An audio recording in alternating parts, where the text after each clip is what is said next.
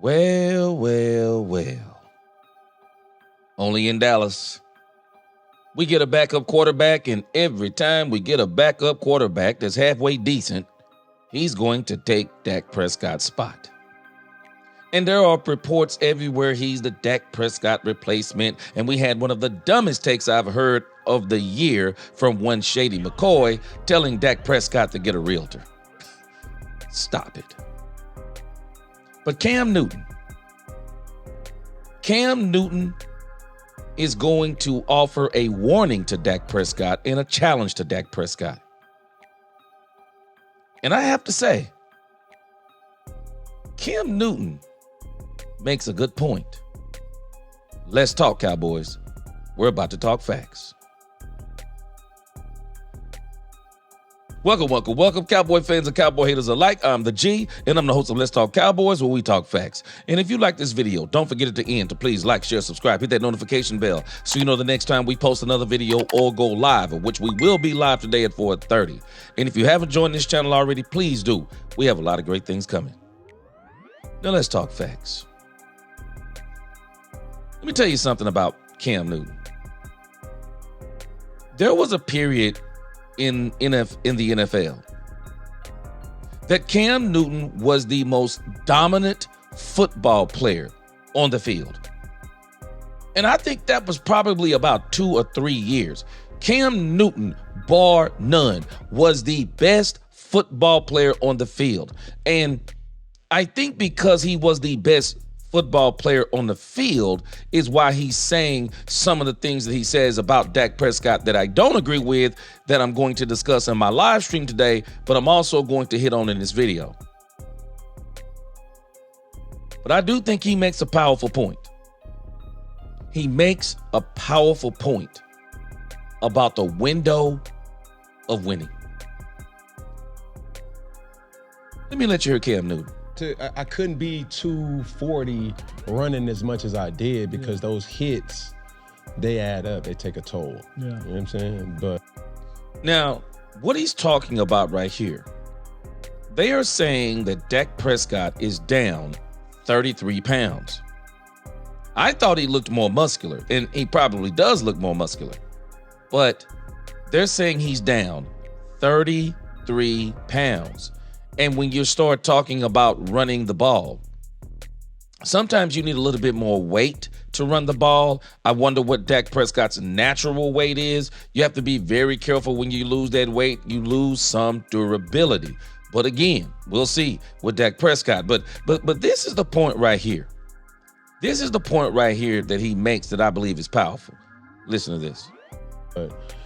Dak Prescott looks really good, and I'm not saying this in no type of sleazy way. Like, no, bro. Like, the off season is where you become the best version of yourself. Yeah. But my challenge to Dak Prescott is like, bro, like, it's time to win. Yeah. Like, the money, the bag is secured. Dak Prescott, bro, it's time to win, bro. Like, we're gonna look back and say, is Dak the next coming of Kirk Cousins? Yeah. I understand exactly what he's saying right here. Dak Prescott isn't getting any younger. And Dak Prescott right now, looking at the video, and I'm not showing the video, I got copyright struck on it last time, but we've already seen the viral videos of Dak Prescott. And Dak Prescott, to me, looks like he's in the best shape of his life. Dak Prescott said last year he's seen the game better than he's seen the game. It is time for Dak Prescott to win.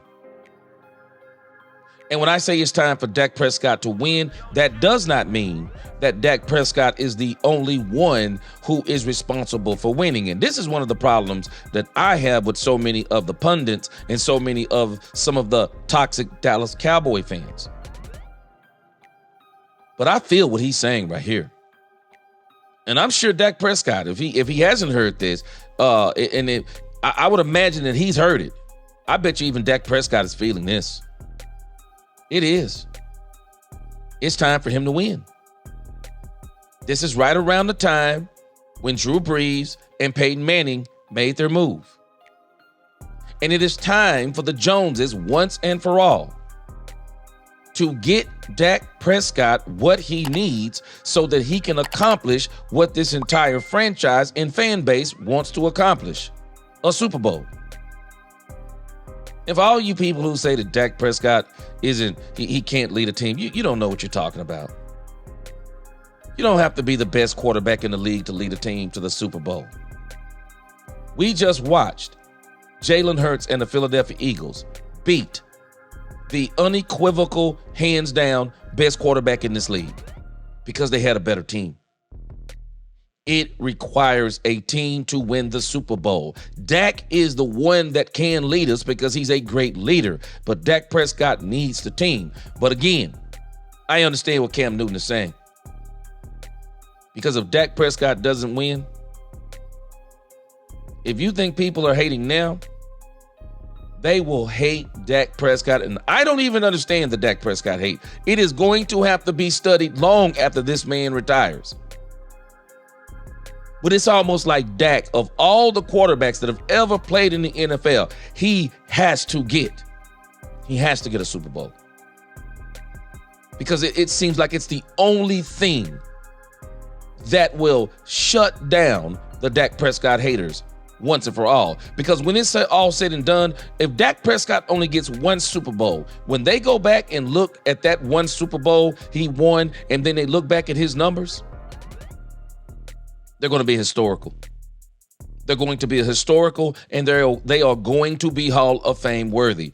Dak just needs to get one. I understand what Cam Newton is saying. And Cam Newton is going to say something else here that I want you to see, where this is the part to me where Cam Newton is out of touch as it applies to Dak Prescott and even any other quarterback that I've seen outside of Cam Newton. Listen to this. Yeah. How long do you think he have in Dallas? Because obviously he signed this big contract, but it's like people don't make their contracts all the time. So Man, listen, bro. Dak, it's time to win. You have all the pieces that you need. Like you've had dominant teams that, let's put it like. Now, this is the part where I disagree with Cam Newton. And there will some that are going to disagree with me. Cam Newton understands this. But I think he's talking from a different perspective. And I'm going to explain it again. But when you have an absolutely dominant team, you dominate on both sides of the ball. You want to know the difference between the Philadelphia Eagles in 2022 and 2024? The Eagles in 2022, they were a good team. In 2024, they were a dominant team. They had the number one defense in football. They had the best running back in the game. They had one of the best offensive lines in the game. Top 3 wide receiver duo in the game. There is a difference when you have a good team versus a dominant team. And the Cowboys have never had a team so dominant that we knew every time they lined up in Dak Prescott's tenure that they were going to beat the team in front of them. There's a difference between good and dominant. Has Dak been on some good teams? Yes. Has he been on some dominant teams? No. But again, let me tell you why Cam Newton is saying this. And he's about to point it out. But I'm going to explain it after he says what he says. Listen to this. Like this.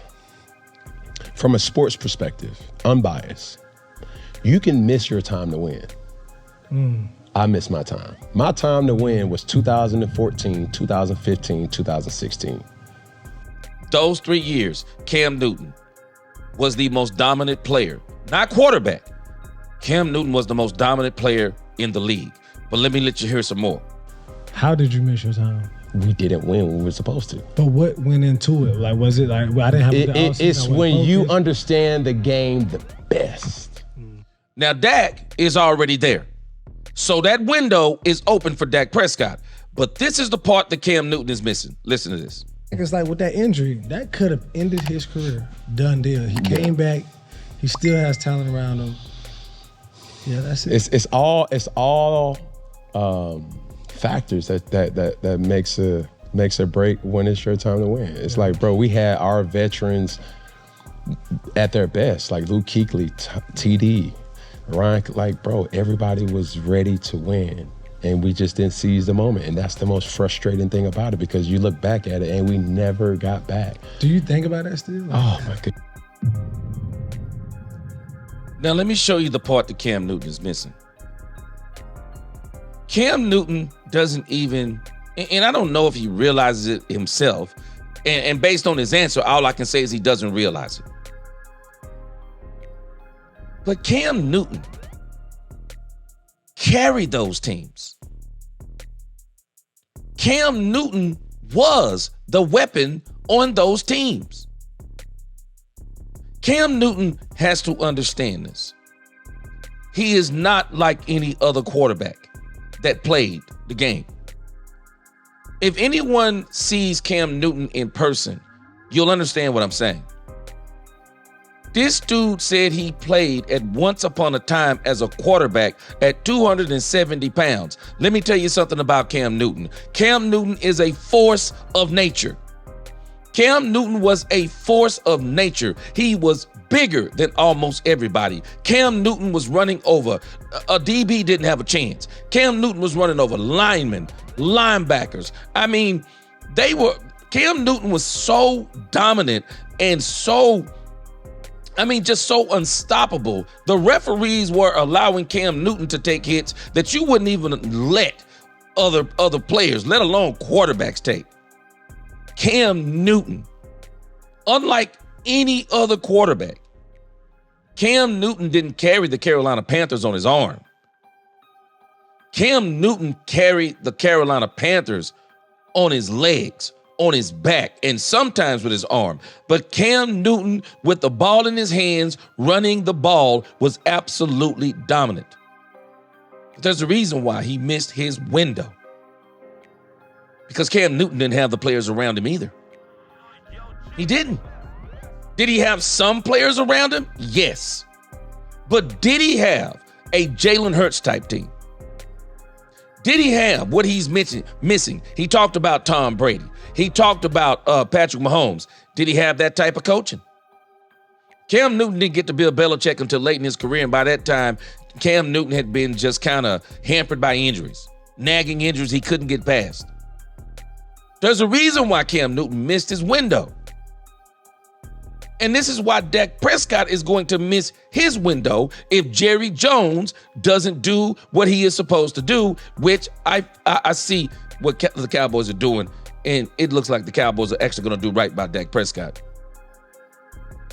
They're going to put the players around him. They're already putting the players around him. Finally, in year 10, that we're finally going to see a team that is built and catered towards Dak Prescott, an entire game plan that's catered towards Dak Prescott by Brian Schottenheimer and his staff. We are going to finally see them put a defense on the other side of Dak Prescott. This is Dak Prescott's window as far as the Dallas Cowboys go. The next 3 to 4 years is the window for Dak Prescott. And I think he's going to rise to the challenge. I believe that Dak Prescott gets a Super Bowl in 2026 or 2027. Because by that time, this team is going to be so good under Brian Schottenheimer. I believe they're going to be unstoppable. And they're going to win the chip. But again, Cam Newton, I disagree with you on he's had dominant teams. No, he hasn't. There's a difference in a good team and a dominant team. Philly showed us what a dominant team is. Cam Newton, you never played on a dominant team. You were the most dominant player on a good team, but you never played on a dominant team. Because Cam Newton, had you played on a dominant team like the Philadelphia Eagles this year, you would have accomplished the same thing that Jalen Hurts accomplished. Because Cam Newton, Jalen Hurts is good. You were better than Jalen Hurts. You were better than Jalen Hurts. But the teams you played on were not better than Jalen Hurts. And the teams that Dak Prescott have played on, they're not close to what Jalen Hurts has played on in 2024.